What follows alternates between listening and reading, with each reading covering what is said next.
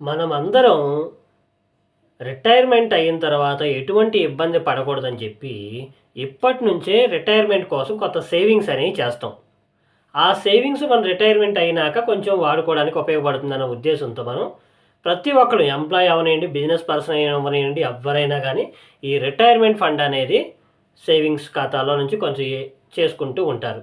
Okay. బానే ఉంది ఇక్కడి వరకు. కానీ ఇప్పుడు దీని గురించి ఎందుకు మాట్లాడుతున్నానంటే ప్రపంచ కుబేరుడైనటువంటి ఎలన్ మాస్క్ ఎవరైతే ఉన్నారో ఆయన రీసెంట్‌గా ఒక పోడ్‌కాస్ట్‌లో ఈ ఎవరైతే దాచుకుంటున్నారో రిటైర్మెంట్ ఫండ్ కోసం దాచుకుంటున్నారో అదంతా ఒక పనికిరాని పని అని చెప్పి ఒక సంచలనమైనటువంటి వ్యాఖ్యలైతే చేశారు. ఎందుకు చేశారంటే అంత పెద్ద మనిషి ఒక వ్యాఖ్య చేశాడంటే ఏదో కారణం అయితే ఉంటుంది. ఎందుకని చెప్పాడంటే ఆయన అబండెన్స్ థియరీ అని ఒకటి ఉందండి. అది ఖచ్చితంగా అప్పటికి వర్కౌట్ అవుతుంది. అందుకోసమే నేను ఈ మాటలు మాట్లాడాను అని చెప్పి ఆయన చెప్తున్నాడు. ఏంటి అబండెన్స్ థియరీ?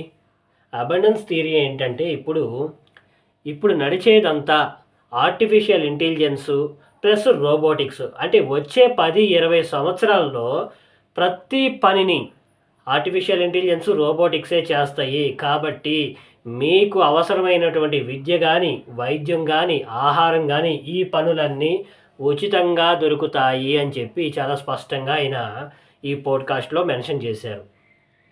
నిజంగా ఇయన్నీ ఫ్యూచర్‌లో ఫ్రీగా ఎందుకు దొరుకుతాయి? ఆయన చెప్పే థియరీ ఏంటంటే, రానున్న కాలంలో ఎక్కువగా ఈ ఆర్టిఫిషియల్ ఇంటెలిజెన్స్ మీద డిపెండ్ అవుతాం కాబట్టి, పనులన్నీ అయ్యే చేస్తాయి కాబట్టి, మనకి ధరలు తగ్గిపోతాయి. ధరలు అసలు ఉండవు. లేదంటే చాలా మినిమల్‌గా ధరలుంటాయి. లేదంటే అసలు జీరో కాస్ట్ ఉంటుందని చెప్పి చాలా క్లియర్‌గా మెన్షన్ చేస్తున్నాడు. అయితే ఆర్థిక నిపుణులు ఏం చెప్తున్నారంటే, ఈ థియరీ అంతా రాంగు.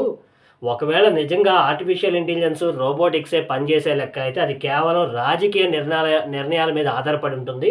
అది సామాన్యులకి అందదు.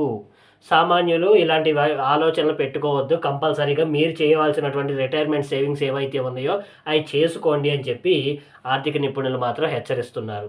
కాబట్టి మీరు ఎవరు చెప్పినా వినాల్సిన అవసరం లేదు. మనం కంపల్సరీగా మన రిటైర్మెంట్ ఫండ్‌ని మనం చేసుకోవాల్సిందే. ఆయనకేం పోయిందండి? కుబేరుడు, ప్రపంచ కుబేరుడు. ఆయనకిప్పుడు దాచుకున్నా ఒకటే, దాచుకోకపోయినా ఒకటే. కానీ మనం కంపల్సరీగా దాచుకోవాల్సిందే. అది మ్యాండేటరీ థింగ్. సో, ఈ విషయం మీద మీరు ఏమంటారో నాకు కామెంట్స్‌లో చెప్పండి. వచ్చే వీడియోలో కలుద్దాం. Thank you.